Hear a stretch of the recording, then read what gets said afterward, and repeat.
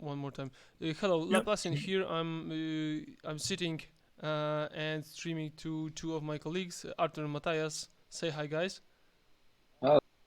Hello. Yeah, and we will go through some chosen matches of my last modern challenge. I hope this will give you some insight into my tactics, into my plays, maybe into some lucky draws, maybe into some very interesting situations. As this challenge was quite small, but I got like paired against very difficult matchups, and I hope this will give you some more information, and maybe this will be like interesting to see and maybe even learn something from for other players too. This is my list, the most current one: Spellskite, Ballista, and Eldritch Evolution as, let's say, flex slots here. Mm, Maybe let's not make it too long of an introduction. The first matchup I got paired was Blue-Red Prowess. This deck looks to be on the rise right now, and I'm not too happy about this, as historically this have been very difficult matchup for creature decks, especially during the times of Blue Red Phoenix and Thing in the Eyes, due to like many cards they play main deck. Right now we also see spells like Lava Dart and Gutshot. So let me just check. Yeah, probably this was beyond the play day for me. I was on beyond the draw. On the draw, this hand, as you can see, is like very good. The only thing that we might worry about is opponents unknown. If they play some deck with tons of removal and our Bob or Hierarch got killed, we might not even be able to recast Druid. But we are on the draw. We have bubble. We don't know what opponent is playing. I was not sure that this is blue red prowess, but this hand is obviously very good. We have Druid. We have mana dorks. We have postmortem lunch, bubble, everything. So yeah, just playing. Probably no reason to crack bubble too early. We might either fetch later on, or we might even decide to shuffle. But the key thing is not to wait too long. I see right now that my opponent is not playing any hate main deck. The only real reason and the only real scare is if we play against Amulet, we crack both bubbles in the upkeep and they Bojuka Bogas. There is no reason to do so, but right now we know what we are playing against. We see Monastery Sea Spear, we want our lands to draw next turn, so I just needed to crack this bubble in this turn. Some Monomorpho stuff, yeah, that's what they do, sadly, and this is probably one of their better openings, besides the fact they did not kill my Bob. What was quite a good sign. So it looks like we are set up, like we can do this. Devoted Druid, Hierarch, yeah, let's go, and we get the combo, we got Postmortem Lunch, so everything is looking very good. Let's see what my opponent prepared for me this game. Probably some attacks, no blocks of course. 19 life is like very healthy. No real reason to chop block anything. Lightning bolt my druid, yeah, sadly that happens. But this is quite a good. I just stopped with this fetch land on the stack. This is not the easiest for them to kill druid, because besides lightning bolt they play only 4 lava darts and probably 2 to 4 gut shots. So this is like they need to use both halves of lava darts. So this is not like they have tons of removal, but if they have one, they pair it up with very fast clocks. So this is like difficult for us. And what we are doing here, we have a couple of decisions to do. We might go for Druid right now with Postmortem Launch. The problem is that if they have another bolt or lava dart and like play both halves, we are losing almost everything. So one option is to go finally into Druid and play Hierarch, wait one more turn, and hope that we gonna draw one more win condition, because we have only Eladam Recall for Vizier. We don't have the way to win. Second option is to go Postmortem Launch into Druid and then try to go Finale for Druid, Finale for 2. And if our opponent kills the Druid, we go for another Druid. If they don't, we go for Vizier and win. One more option is to go for Lurrus, but this looks like the most risky one, because every turn we give them, it's like we risk a lot that we're gonna be dead. So let's see what I have done here. We are going for Druid, right? and tapping for mana. I don't want to. Usually, I'm using more mana from Druid if I'm almost sure it's gonna be dead. Because if they bolt it, well, then yeah, that happens, and we just go for another Druid from this. But I don't want to go to 1 toughness because then just Gutshot is lethal for Druid. So I'm going probably. No, I decided to go in a different way. This is like probably a minor difference. The only real difference is that this is a more of a win condition than Eladam Recall, and this uses our white mana quite nicely. So opponent had, unlucky for me, another bolt. Oh, I know why I did it this way. Not only because this uses white mana, but also because with Bob we can we can champ block Stormwing Entity, which is probably gonna be huge next turn. Right now the decision whether to cast Hierarch or not, we are just passing. Postmortem Launch is not exiling anything. Excuse me for a second. Okay.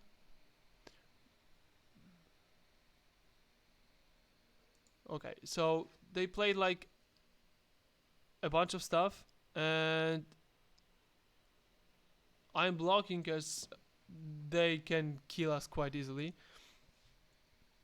And unfortunately for me and for us, my opponent had also probably not played too often Burst Lightning, and obviously there's no way to win for me. If you have any questions, guys, or any things that you consider as interesting or worth discussing, just tell me. So this was a game 1, right? We are going through sideboarding right now. Starting 0-1 and game 2 on the rise. Yeah? Yeah. Go on. There was one point where you choose to not get Lurrus. I don't think I agree that it's the most risky one, because the most risky one is, but with the highest upside is the lunch line. I think that we can agree on that. But I will try to scroll there. Go on, yeah. yeah, and then if you get your Lurrus and you can jump block 1 turn, then you have at least the lifelink part of Lurrus. Is that not good enough? The problem is that Lurrus is unlikely to connect, and if they attack me for lethal, I have to chump block with Lurrus, so I gain 3 life and probably have to chump block something. Wait, this is one of the situations. Yeah. Yeah. No. Damn, I cannot roll this back. Yeah, it got like too fast. Yeah. Oh jeez. Okay. This replays on Magic Online are not the best. So yeah. So this is like rolling all the game. Oh damn it! One more time. The problem is that I'm using 3 mana to get Lurrus into hand, and I have to use like 3 more mana to put it, and I need 1 more mana to recast Chump Blocker. So this might not be. Oh, let's see whether I can do it anything this way. As we have to do like put a lot of resources into something that is unlikely to matter. Lurrus will be great when we can, replay. You will probably see it in a game 2 and 3. When this can replay either Giver or Burenton, it's very good because it is like something with lifelink that they have to kill, bringing back something that matters. And in this situation, we will put 6-7 mana, and as you have seen, they had Bolt, so probably it didn't matter what I play. I just tried to roll the combo next turn. So if I played Lurrus, they bought Lurrus, and I'm like using 6 mana to do nothing. And this matchup is very fast. So Lurrus needs really, maybe I will stop replaying this. Lurrus needs a lot of good resources in the graveyard. If I had Bubble, I might go this way. But they have like already 1 flying attacker, so this would be like quite difficult for Lurrus to get back. But this was a good point because Lurrus is the way to win the game, is the way to push the damage, get life back with lifelink, because UR Prowess is paying a lot of life due to their own spells and stuff. I think maybe if they didn't have the Stormwing, then the Lurrus line would be better because you can definitely. But with Lurrus we can recast anything, even champ blocking birds. But the Stormwing entity is putting like the fastest clock on us, I think. Too much pressure, yeah. So let's go with the. Just a side note, you said that if you had a bubble, then you may consider, and you actually had bubble. But oh yeah, that's true. My bad. So if we have a bubble, we might consider it as this is like at least 1 mana faster. But honestly, in this situation, We could, stop the video for ourselves later on when I finally make it offline and maybe put some more comment. But I think that in this situation when they had like 2 more removal spells, there was no way to win. But playing around 1 removal spell, the best way is just to play 1 more druid, and when they kill the first one and they have no option to kill the second one, we're just giving ourselves the chance to go with combo, so just to win the game. Yeah. And with Lurrus, Sure. we prolong the game. No idea how this might end. So here the hand is quite perfect, besides maybe Borenton missing. So obviously, I have one question regarding sideboarding. yeah. So for Storming Entity, do you sideboard in a Paths to Yes. Exile? Path to Exile is very important here. I think this is like one of the Yeah. crucial cards, because Path to Exile and Borentons are the most important one. Borenton opening is by far the best one, because it blocks all the ground creatures, it protects the druid, and gives us a lot of time. Because I don't think that current versions of UR Prowess play any card that can remove Borenton in the 75. So this is like a very good option. Path to Exile is very important because we can block with Borenton on the ground very easily, and we can prevent the damage from the flyers sometimes, but we cannot do this like too often. We have to protect Druid, Lurrus. We cannot recast Borenton too freely. So if we back Borenton up with some Path to Exile on any of the flying guys, it's very good. It's like Path to Exile is very important here. Yes, that's definitely true. Okay, wait. Oh, done. I'm not playing. I'm just replaying. So, yes, waiting with the bubble, because we know they will not play any Grave Hates, so we might play, just a land, see the top. What's on top? Do we have any idea? I have seen Canopy on top. I don't really want to draw more lands right now. I will definitely draw some. And I'm starting from Spellskite because I have only 1 Druid, so no real reason to do anything more than this. And moreover, Spellskite stops their deck for quite some time. They need to like use both Bolt and Lava Dart or something like this to kill Spellskite, and it's very difficult for them to get rid of this actually. And if we can protect our Druid, that will be a very good scenario. So I'm redirecting Gatshot to Spellskite because, well, if you have Bolt, then fine, you had it. But I think that Gatshot is for Storming Entity. And in fact, they have played this. So redirecting to Spellskite was actually a good play, not a punt that I'm going to lose this just to Lightning Bolt. And it's actually free because you have the blue mana. Yes, exactly. It's like we're not paying any life. The only real scare was I'm gonna lose Spellskite because they will play Gutshot Bolt. So I'm gonna lose Spellskite, which is my main source of protection, because I have sacrificed Noble Hierarch. But my reasoning was that if you wanna lose double removal spell, sure, go on. You're gonna kill my Spellskite. Maybe I will go for some Finale next turn. So this was like another way. Yeah. And they don't have a threat if they do that. Exactly. Yes. If they, because the most punishing scenario for us would be, okay, so you're gonna play like Lightning Bolt and I don't know, Swift Spear. That's fine. So here I'm probably taking the damage because like we don't have any good even champ blocks. So they want to play Light Up the Stage. That's fine. And this should be game. Lightning Bolt, Reveler, nothing to do here. And very interesting, maybe I will say some interaction of Vizier and the whole deck of our opponent. I will say it later because this might come up. And game number 3. Yeah, I think it happened to me too, what you're talking about. I don't want to spoil because if this comes up, then we discuss this. Oh, one more thing, I will replay it again because you can see right now how I have sideboarded, at least from the point of view of cards I have sided out. Okay, so 3 Viziers out. They have really no option to like get rid of like 1 or 2 Viziers. There is no real reason to keep more than 1 if the matchup is that tempo oriented. I like keeping 2 or more against the decks that have some discard, because if they discard our only Vizier, eat with Ooze or exile some way, we don't have option to win. I have cut 1 Noble Hierarch because we are playing against Lava Dart decks and double Postmortem Launch. I have seen Surgical Extraction even in multiples. This is against some, counter spells. Ethergast, 1 Duskwatch, 1 Ballista. Not too many 1 toughness creatures, and Duskwatch is just a grindy card. So I have put in 4 Borentons, 3 Path, and double So Blossoming. you only have 1 Duskwatch, 1 Ballista Yeah, left. 1 Duskwatch, 1 Ballista, and of course all Okay. finalists are the win cons. I think that Yeah. if we stick infinite mana, it is easier even to prolong the game with Lurrus and some also threats and chump blockers than to find a win condition. So I'm just cutting some win conditions. And I normally against Prowess I take more of the mana dogs out because I think they're so bad against Lava Dart. That's true, but on the draw and in some other situations, this is very difficult for us to keep up the tempo without some mana development.